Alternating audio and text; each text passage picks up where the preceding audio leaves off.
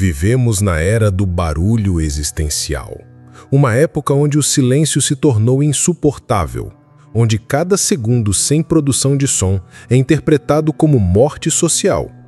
Observe, quantas pessoas você conhece que conseguem ficar em silêncio por mais de 30 segundos sem sentir a compulsão de preencher o vazio com palavras?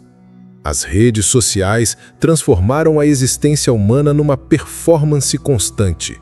Stories, posts, reels, tweets, todos gritando simultaneamente: olhem para mim, eu existo, eu tenho algo a dizer. Mas o que realmente estão dizendo? Que precisam do olhar do outro para confirmar sua própria realidade. Arthur Schopenhauer, em seus Parerga e Paralepômena, já alertava sobre o tagarela erudito, aquele que fala não pela sabedoria, mas pela necessidade neurótica de ser visto como sábio. O filósofo alemão percebia que a tagarelice é sempre sintoma de uma mente vazia tentando se preencher com o eco de suas próprias palavras. O homem comum, dizia ele, não tem nada a dizer e por isso fala sem parar. O que mudou é que agora essa tagarelice ganhou dimensões globais e tecnológicas. Cada pessoa se tornou um pequeno tirano da própria narrativa, obrigando o mundo a consumir seus pensamentos inacabados, suas opiniões apressadas, seus sentimentos instantâneos. Lives intermináveis onde nada acontece, mas tudo é falado.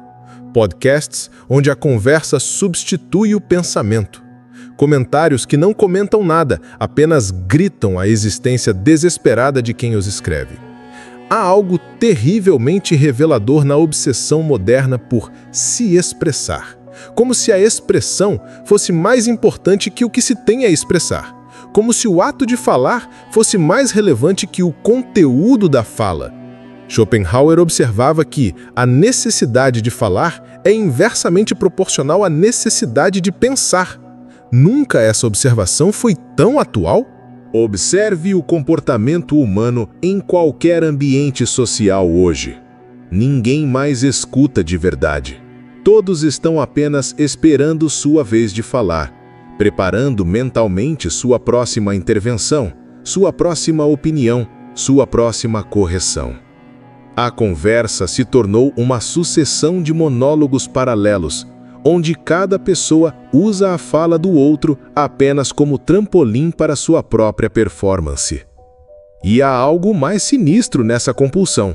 O barulho constante serve como anestesia para o vazio interior. Quando paramos de falar, quando cessamos de reagir, quando nos recusamos a alimentar a máquina da performance, algo assombroso acontece. Descobrimos que talvez não sejamos tão interessantes quanto imaginávamos, e isso a aterroriza. A fala compulsiva é uma droga que nos permite fugir de nós mesmos, do confronto com nossa própria vacuidade, com nossa própria insignificância. Cada palavra pronunciada é uma dose de confirmação existencial.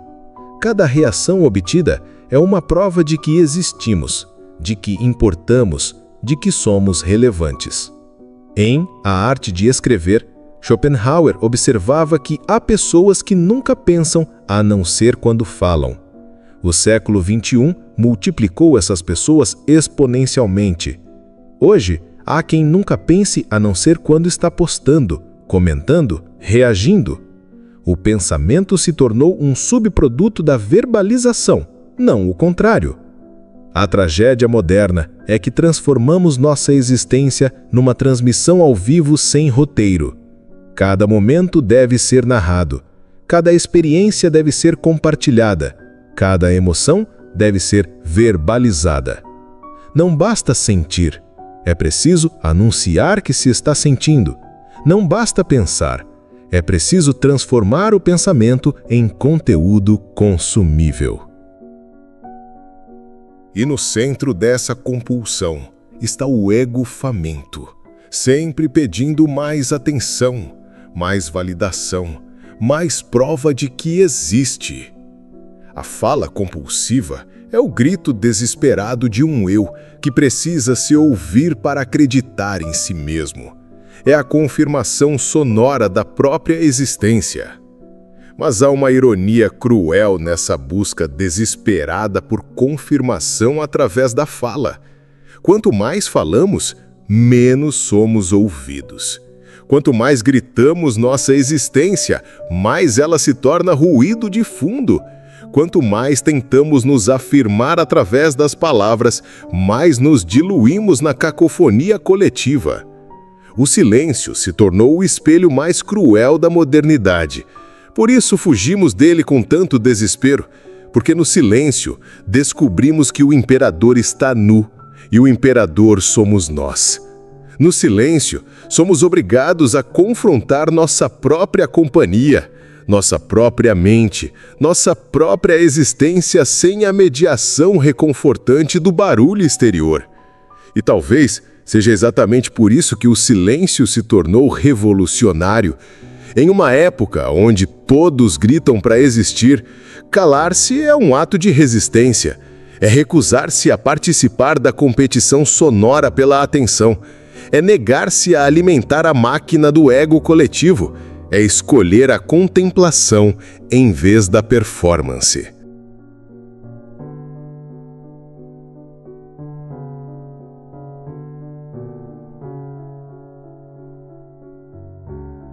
Falar é querer.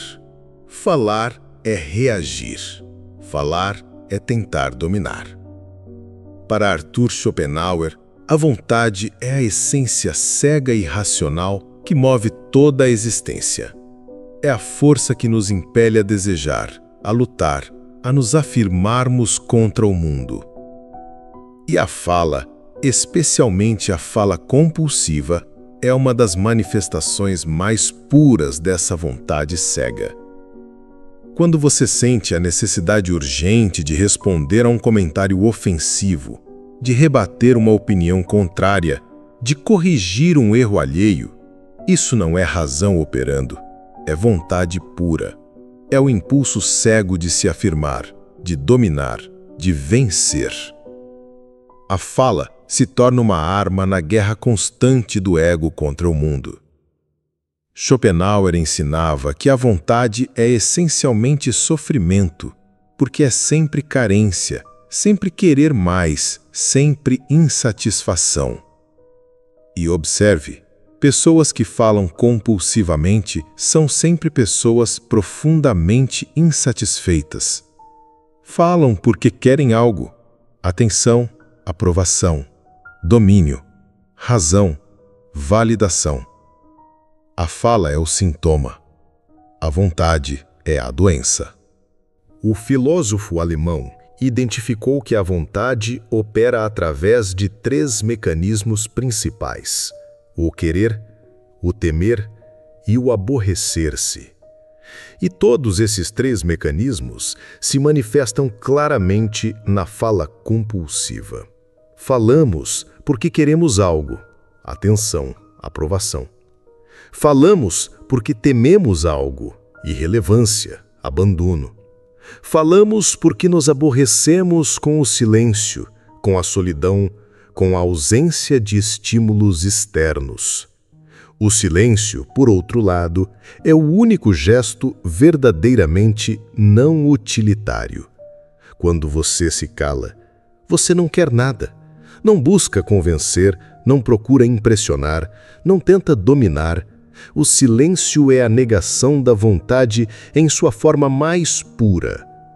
É o único ato humano que não serve a nenhum interesse, que não busca nenhum ganho, que não persegue nenhum objetivo. No taoísmo, há um conceito fundamental que dialoga diretamente com essa compreensão. O tal que pode ser dito já não é o tal. A realidade última, a verdade essencial, escapa a qualquer tentativa de verbalização. Quanto mais falamos sobre algo, mais nos afastamos de sua essência. O Tao Te Ching nos ensina que o sábio governa sem falar, lidera sem comandar, ensina sem explicar. Lao Tzu, o lendário autor do Tao Te Ching observava que aquele que sabe não fala, aquele que fala não sabe. Não por arrogância intelectual, mas por compreensão profunda da natureza da realidade. A verdade não pode ser capturada em palavras, apenas vivenciada em silêncio. O Wu Wei, o princípio taoísta da ação sem esforço, é fundamentalmente um princípio de silêncio. Não é inação, mas ação que flui naturalmente, sem resistência, sem ruído. É o oposto da fala compulsiva, que é sempre esforço, sempre resistência, sempre ruído desnecessário. Pense na natureza. Uma árvore não anuncia seu crescimento. Um rio não declara sua direção. Uma montanha não proclama sua solidez. Eles simplesmente são, e sua presença silenciosa é mais eloquente que qualquer discurso. O Wu Wei é essa naturalidade aplicada à condição humana. No budismo, a prática da meditação é essencialmente uma prática de silêncio mental. Não apenas o silêncio da boca, mas o silêncio da mente tagarela que nunca para de comentar, julgar, desejar. O Buda ensinou que o sofrimento nasce do desejo, e o desejo se manifesta primeiro como palavra. A palavra interna que diz eu quero, eu preciso, eu mereço. A tradição budista identificou que a mente não treinada é como um macaco bêbado, saltando de galho em galho, de pensamento em pensamento, de palavra em palavra, sem nunca encontrar descanso. A meditação é o treinamento dessa mente macaca, ensinando-a a se aquietar, a se silenciar, a simplesmente ser. A não-reação budista é a extinção da vontade schopenhaueriana. Quando você não reage, você não alimenta o ciclo do desejo. A provocação vem, mas não encontra onde se agarrar. É como atirar flechas no vazio. Elas simplesmente atravessam e desaparecem. Não há resistência, portanto, não há conflito. Não há reação, portanto, não há sofrimento. Mas nossa época tornou a reação uma obrigação moral. Você deve ter opinião sobre tudo, deve se posicionar, deve tomar partido. O silêncio é interpretado como omissão, como covardia, como conivência. Criamos uma cultura onde não reagir é quase um pecado social, onde o silêncio é visto como cumplicidade com o mal. Essa obrigação da reação é particularmente cruel porque transforma cada ser humano num comentarista profissional de sua própria existência. Não podemos mais simplesmente viver, devemos constantemente avaliar, julgar, opinar sobre o que estamos vivendo. Não podemos mais simplesmente sentir, devemos explicar e justificar nossos sentimentos. E assim, a vontade se perpetua, alimentada pela necessidade constante de resposta, de reação, de engajamento. Cada comentário gera outro comentário, cada post gera outro post, cada opinião gera outra opinião. É um círculo vicioso onde o silêncio se torna a única escapatória possível. O vício da fala é mais sutil que outros vícios, porque é socialmente aceito, até mesmo valorizado. Ninguém se orgulha de ser alcoólatra, mas muitos se orgulham de ser comunicativos, de ter senso crítico, de nunca ficar calados. Não percebem que estão apenas alimentando a máquina da vontade com combustível verbal. Schopenhauer observava que a vontade é particularmente cruel porque nos faz acreditar que satisfazê-la nos trará felicidade. Mas cada satisfação é apenas uma pausa temporária antes do próximo desejo. Da mesma forma, cada palavra pronunciada, cada reação obtida, cada discussão vencida nos dá uma satisfação momentânea, mas logo sentimos a necessidade de falar novamente, de reagir novamente, de vencer novamente. O silêncio Rompe esse ciclo vicioso, não satisfazendo a vontade, não negando a vontade, mas simplesmente não alimentando a vontade. É uma forma de greve existencial, uma recusa pacífica, mas radical de participar do jogo da afirmação constante.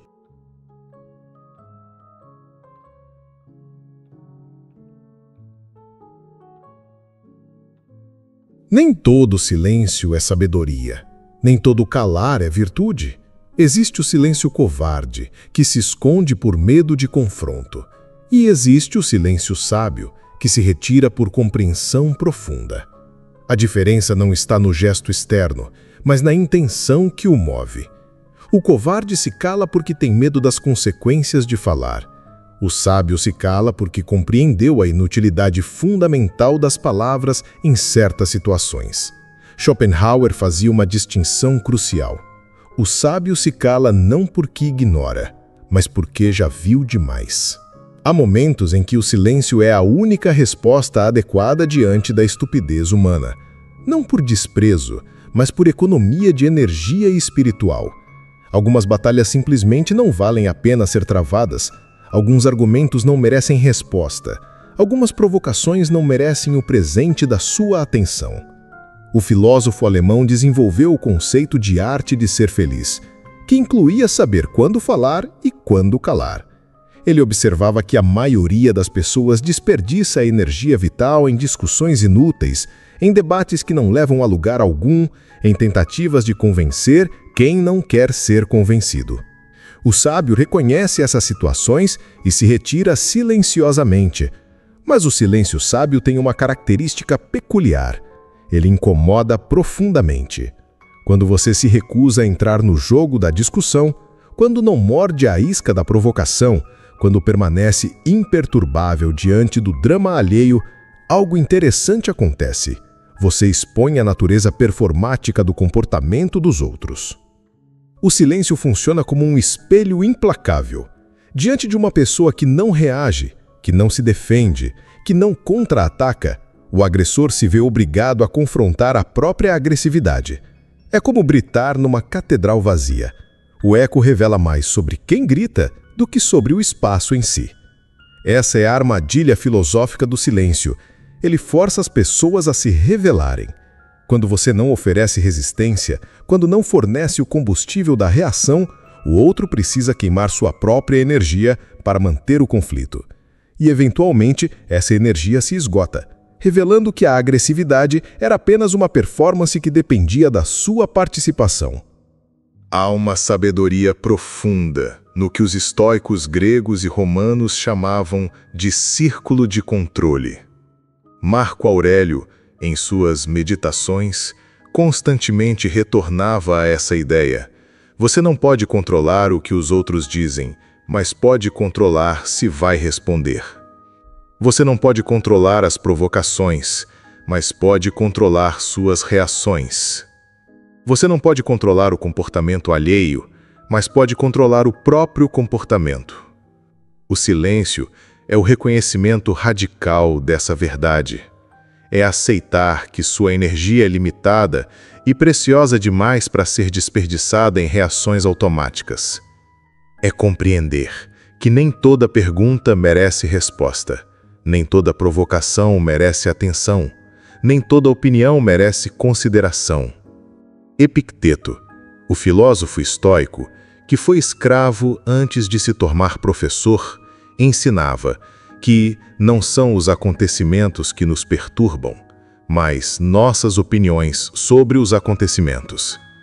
Estendendo esse princípio, não são as palavras dos outros que nos irritam, mas nossa necessidade de reagir a essas palavras. O silêncio é a libertação dessa necessidade.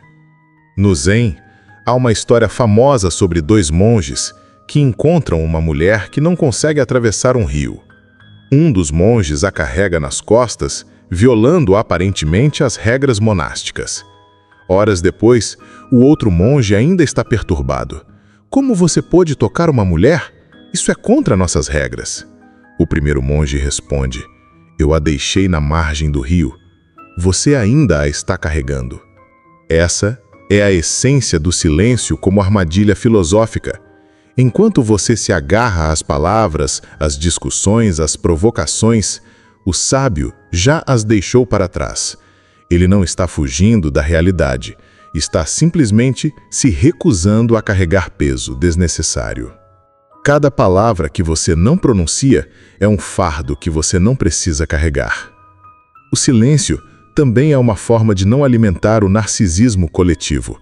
Vivemos numa sociedade viciada em drama, em polêmica, em conflito.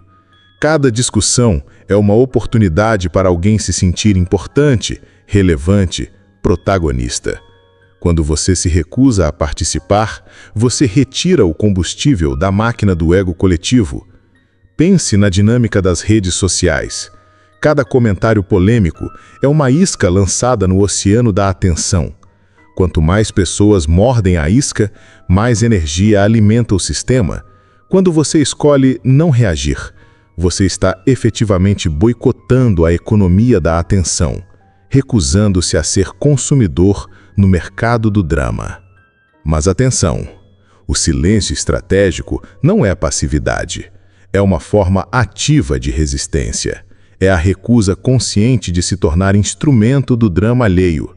É dizer não, sem precisar pronunciar a palavra. É uma forma de ativismo silencioso, uma revolução sem barulho. Schopenhauer observava que a arte de não ler é uma arte muito importante. Parafraseando, a arte de não falar é igualmente importante. Não é ignorância, é seleção criteriosa.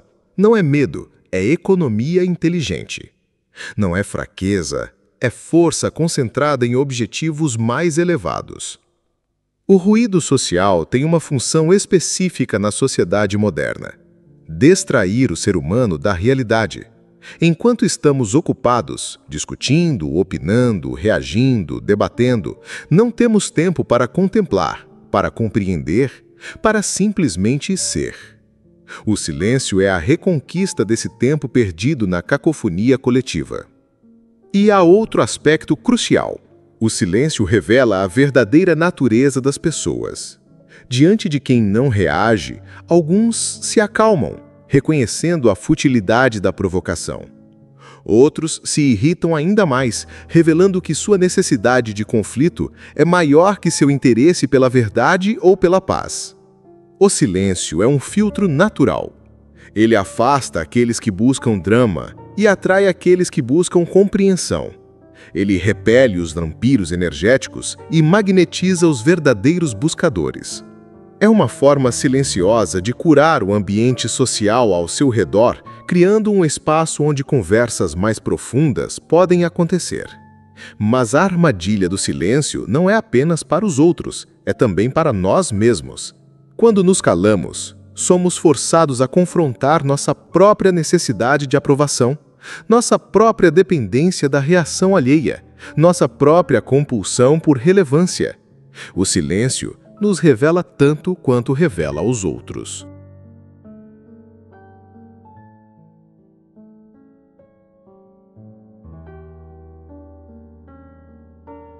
A realidade não fala, ela simplesmente é. Para compreender verdadeiramente qualquer coisa, é preciso primeiro parar de falar sobre ela.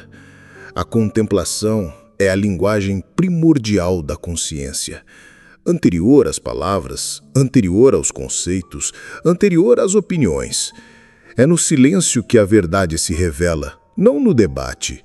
É na quietude que a compreensão floresce, não na discussão. Schopenhauer descobriu que nos momentos de contemplação estética, quando contemplamos uma obra de arte, uma paisagem, uma música, a vontade se aquietava temporariamente. Nesse estado, não queremos nada, não desejamos nada, não precisamos de nada. Simplesmente somos. E a realidade é. Não há separação entre observador e observado, entre sujeito e objeto, entre eu e mundo. O filósofo alemão chamava esses momentos de contemplação pura. onde o indivíduo se esquece de si mesmo e se torna momentaneamente um espelho límpido da realidade. Não há agenda pessoal, não há interesse próprio, não há tentativa de manipular ou controlar, há apenas a pura receptividade ao que é. Mas essa contemplação só é possível no silêncio. Palavras são sempre interpretações, sempre filtros, sempre distorções. Quando você descreve um pôr do sol, você não está mais vendo o pôr do sol. Está vendo sua descrição dele. A lembragem se interpõe entre você e a realidade como um véu colorido que altera tudo o que toca. Há uma diferença fundamental entre conhecer sobre algo e conhecer algo diretamente. O conhecimento intelectual é sempre mediado por palavras, conceitos, categorias. O conhecimento contemplativo é direto, imediato, sem intermediários. É a diferença entre ler sobre o sabor de uma maçã e efetivamente provar uma maçã.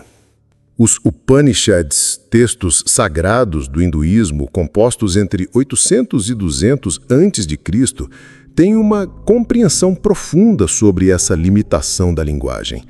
Eles afirmam que Brahman, a realidade última, o absoluto, só pode ser descrito através de negações.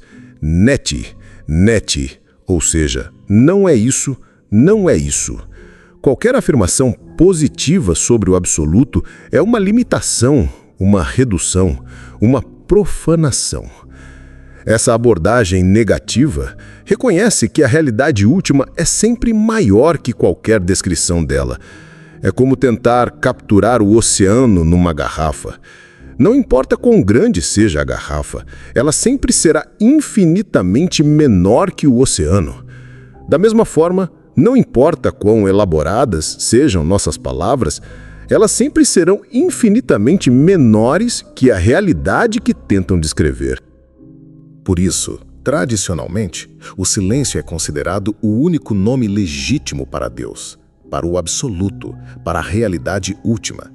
Não por incapacidade de falar, mas por reconhecimento de que a fala é sempre inadequada diante do infinito.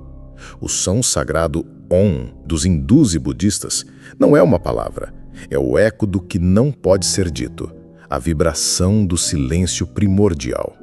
O Om é particularmente fascinante porque é simultaneamente som e silêncio.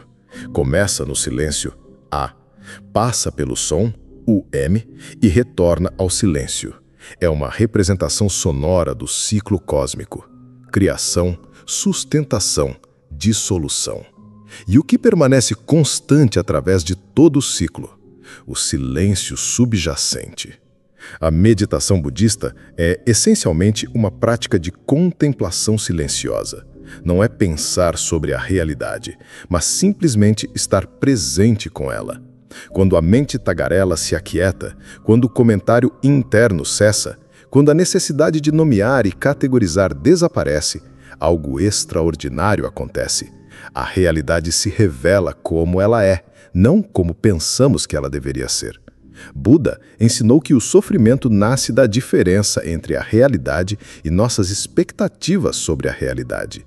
Mas essas expectativas são sempre verbais, sempre conceituais. São histórias que contamos para nós mesmos sobre como as coisas deveriam ser. A meditação é o retorno à realidade anterior às histórias, ao que é antes do que pensamos que é. Mas nossa cultura transformou o pensamento em tagarelice mental. Pensamos em palavras, não em compreensão direta. Pensamos sobre as coisas, não a partir delas. Pensamos para chegar a conclusões, não para dissolver confusões. O verdadeiro pensamento é contemplativo, não discursivo. É receptivo, não agressivo. A ausência de resposta é, paradoxalmente, uma forma de presença total. Quando você não reage, você está completamente presente com o que está acontecendo. Não está planejando a resposta, não está se defendendo, não está contra-atacando. Está simplesmente testemunhando a realidade sem tentar modificá-la. Há uma diferença fundamental entre ver e olhar. Olhar é ativo, intencional, direcionado. Você olha para algo específico com um objetivo específico. Ver é passivo, receptivo, total. Você vê o que está presente, sem agenda, sem filtros, sem expectativas. A contemplação é uma forma de ver, não de olhar. Quando você contempla uma árvore, você não está pensando, essa é uma árvore. Você não está categorizando, analisando, comparando. Você está simplesmente presente com a árvore, permitindo que ela se revele sem a interferência do comentário mental. E nessa presença silenciosa, algo da essência da árvore se comunica diretamente com algo da sua essência. O silêncio contemplativo também é uma forma de tornar-se transparente. Quando você não impõe sua personalidade, suas opiniões, suas reações sobre a situação, você se torna como um vidro limpo, através do qual a realidade pode ser vista sem distorção. Você desaparece como obstáculo e emerge como meio. Essa transparência é o que os místicos de todas as tradições chamam de morte do ego. Não é uma morte literal, mas a dissolução temporária da necessidade de ser alguém, de afirmar algo, de provar alguma coisa. É a liberdade de simplesmente ser, sem precisar justificar a própria existência. E nessa dissolução, algo milagroso acontece. Você descobre que a realidade é muito mais interessante que suas opiniões sobre ela, que a vida é muito mais rica que seus comentários sobre ela, que a verdade é muito mais profunda que suas certezas sobre ela, que o mistério é muito mais fascinante que suas explicações sobre ele. A contemplação revela que a maior parte do nosso sofrimento vem do comentário mental incessante sobre a realidade, não da realidade em si. Sofremos mais com nossas interpretações dos acontecimentos do que com os acontecimentos propriamente ditos. Sofremos mais com nossas histórias sobre a vida do que com a vida em si. O silêncio contemplativo é a cura dessa doença interpretativa. É o retorno à experiência direta, anterior às palavras, anterior aos julgamentos, anterior às categorias. É a redescoberta da capacidade de simplesmente ser, sem precisar explicar, de simplesmente existir, sem precisar justificar.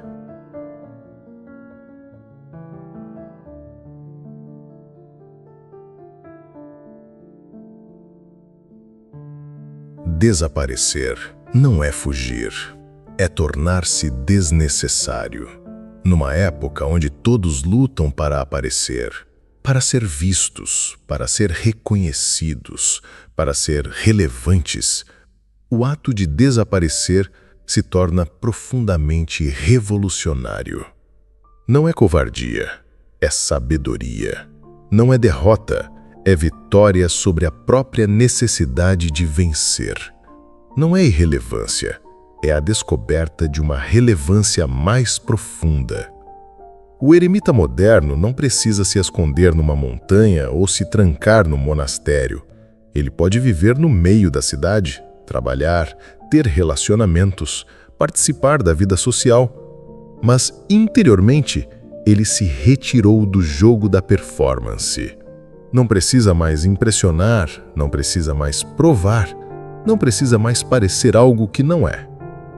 Schopenhauer viveu essa filosofia na própria pele. Famoso em vida, reconhecido internacionalmente, ele deliberadamente escolheu a solidão contemplativa. Não por misantropia, mas por compreensão profunda. Ele entendeu que a verdadeira companhia é a que não exige nada de você, que permite que você seja exatamente quem é, sem precisar se justificar. O filósofo alemão observava que a solidão é a sorte de todos os espíritos excepcionais, não porque sejam antissociais, mas porque compreenderam que a qualidade da companhia é mais importante que a quantidade, que é melhor estar sozinho com a verdade do que acompanhado da falsidade, que é melhor o silêncio autêntico do que a conversa artificial. Quando você para de alimentar o drama coletivo com suas reações, algo interessante acontece. O drama perde força e, eventualmente, se dissolve. Conflitos precisam de pelo menos 2 pessoas para existir. Quando uma delas se retira silenciosamente, o conflito morre de inanição. É como um incêndio que se apaga quando você remove o oxigênio. Mas esse desaparecimento não é passividade. É uma forma de ação mais sutil e poderosa. É a ação do Wu Wei taoísta. Fazer sem fazer. Agir sem agir. Responder sem responder. É a presença do invisível. A força do que não se revela. A influência do que não se impõe. Lao Tzu ensinava que o sábio não age, mas nada fica por fazer. Isso não significa inação, mas uma forma de ação tão natural, tão eficiente, tão desprovida de esforço, que parece não ação. É como a ação da gravidade, invisível, silenciosa, mas absolutamente eficaz. O silêncio diante da provocação é uma resposta mais eloquente que qualquer discurso. Quando alguém te ataca e você permanece imperturbável, você não está sendo omisso, está sendo profundamente sábio. Está reconhecendo que algumas pessoas não merecem o presente da sua atenção, que algumas situações não merecem o investimento da sua energia. Há uma liberdade extraordinária em não precisar ter opinião sobre tudo, em não se sentir obrigado a participar de toda discussão, a comentar todo acontecimento, a reagir a toda provocação. É a liberdade de escolher suas batalhas, de economizar sua energia, de preservar sua paz interior para o que realmente importa. O Buda ensinou que o sofrimento nasce do apego, e um dos apegos mais sutis e persistentes é o apego à própria imagem, à própria reputação, à própria necessidade de estar certo. Quando você se liberta desse apego, quando não precisa mais defender sua imagem, quando não precisa mais provar sua inteligência, uma paz profunda se instala. Essa paz não é a paz da ignorância, mas a paz da compreensão. Não é a paz da indiferença, mas a paz da discriminação sábia. Você não se tornou insensível, você se tornou seletivo. Não perdeu a capacidade de se envolver, ganhou a capacidade de escolher quando e como se envolver. Desaparecer socialmente é uma forma de morte consciente. Você mata a versão performática de si mesmo para dar nascimento à versão autêntica. É deixar morrer a necessidade de aprovação para que possa viver a realidade da autoaprovação. É permitir que a persona social se dissolva para que a essência individual possa emergir. Essa morte social não é suicídio, é sacrifício. Você sacrifica a versão de si mesmo que dependia da validação externa para alimentar a versão que se valida internamente. É trocar a alimentação vampírica da atenção alheia pela nutrição solar da contemplação própria. O interessante é que, quando você verdadeiramente desaparece da competição social, quando para de lutar por espaço no palco da atenção coletiva, você descobre que nunca precisou desse palco, que sua verdadeira audiência sempre foi você mesmo, que sua verdadeira performance sempre foi a vida autêntica, não a representação da vida. Numa sociedade obcecada pela visibilidade, a invisibilidade se torna um superpoder. Quando você não precisa ser visto, você pode ver tudo com clareza. Quando você não precisa ser ouvido, você pode ouvir a realidade sem interferência. Quando você não precisa ser compreendido, você pode compreender sem distorção. O invisível tem uma vantagem estratégica extraordinária. Ele observa sem ser observado, compreende sem ser compreendido, age sem ser notado. É como ser um fantasma, consciente, navegando por um mundo de pessoas obcecadas por provar que existem.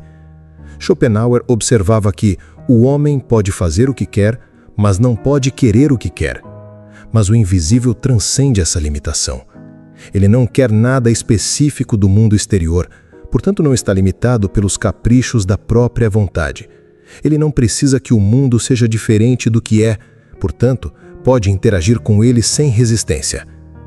Quando você desaparece da tagarelice social, você descobre que existe uma linguagem mais antiga e mais profunda que as palavras, a linguagem do silêncio. É a linguagem que os animais entendem, que as plantas falam, que as montanhas sussurram. É a linguagem anterior à Torre de Babel, anterior à confusão das línguas. No silêncio você pode se comunicar com qualquer coisa, com uma árvore, com um gato, com uma pedra, com a própria existência. Não através de palavras, mas através de presença. Não através de conceitos, mas através de sendo. Não através de explicações, mas através de comunhão.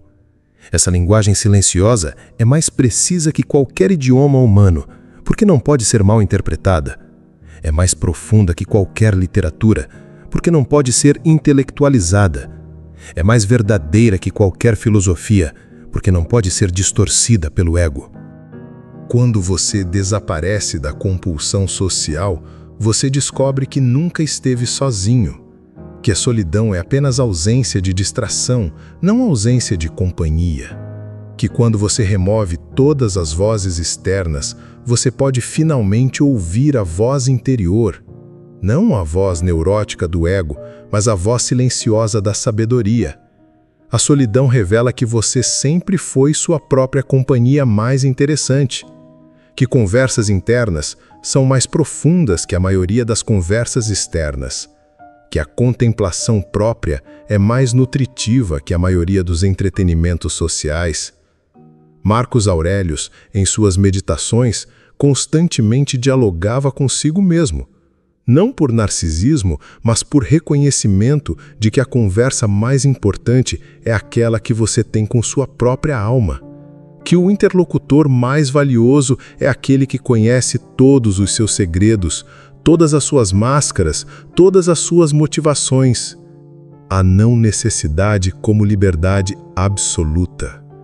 Desaparecer é descobrir que você não precisa de nada do mundo externo para ser completo, não precisa de aprovação para ser válido, não precisa de reconhecimento para ser real, não precisa de sucesso para ser valioso, não precisa de companhia para ser interessante. Essa não necessidade não é indiferença, é liberdade. É a liberdade de interagir com o mundo sem depender dele. É a liberdade de amar sem precisar ser amado. É a liberdade de dar sem precisar receber. É a liberdade de viver sem precisar justificar a própria existência. O taoísmo chama isso de retorno à origem. Voltar ao estado anterior às complicações, anterior às necessidades artificiais, anterior às dependências criadas pela civilização. É redescobrir que você veio ao mundo completo e pode partir completo, sem precisar acumular nada pelo caminho. Desaparecer é aceitar que você não é o protagonista da história universal, que o mundo continuará existindo sem suas opiniões, sem suas reações, sem suas contribuições, que você é apenas uma nota momentânea na sinfonia infinita da existência e que isso é suficiente. Essa humildade não é autodepreciação, é realismo. É reconhecer seu lugar apropriado no cosmos sem se diminuir nem se inflar. É aceitar que você é simultaneamente infinitamente precioso e cosmicamente insignificante, e que ambas as verdades são libertadoras. Quando você morre como protagonista, você renasce como testemunha, e a testemunha tem um papel muito mais interessante que o protagonista. Ela pode apreciar toda a história sem se preocupar com o próprio papel. Pode contemplar a totalidade sem se fixar na particularidade. Paradoxalmente, quando você desaparece da performance social, você aparece para si mesmo. Quando você para de tentar ser interessante para os outros, você descobre como é realmente interessante. Quando você para de tentar impressionar o mundo, você pode finalmente se impressionar com a própria existência. O desaparecimento social é o aparecimento espiritual. É sair do palco da vida pública para entrar no teatro sagrado da vida interior. É trocar a aprovação das massas pela aprovação da consciência. É preferir a relevância íntima à relevância pública. E nesse aparecimento verdadeiro, você descobre que sempre foi o que estava procurando ser. Que nunca precisou se tornar nada além do que já era. Que toda a busca por ser alguém especial era apenas uma fuga de ser alguém real. O silêncio é a única resposta adequada ao barulho da existência moderna. Não como fuga, mas como resistência. Não como derrota, mas como vitória sobre a própria necessidade de vencer. Não como fim, mas como recomeço numa frequência mais elevada. Desaparecer é a forma mais radical de aparecer. É negar-se a participar do circo para poder contemplar a vida. É recusar o papel de palhaço para assumir o papel de espectador consciente. É trocar a comédia humana pela tragédia cósmica, que é infinitamente mais interessante. No final, desaparecer é a única resposta porque é a única que não precisa de resposta. É a única que não alimenta o ciclo vicioso da ação e reação. É a única que oferece uma saída real do labirinto da vontade. É a única que permite que você seja, finalmente, exatamente quem sempre foi. Antes de todas as máscaras, antes de todas as performances, antes de toda a necessidade de ser alguém. E quando você desaparece completamente, algo milagroso acontece. Você descobre que nunca esteve ausente, que sempre esteve presente, mas obscurecido pela própria tentativa de estar presente, que sempre foi real, mas escondido pela própria tentativa de ser real, que sempre foi suficiente, mas mascarado pela própria tentativa de ser suficiente.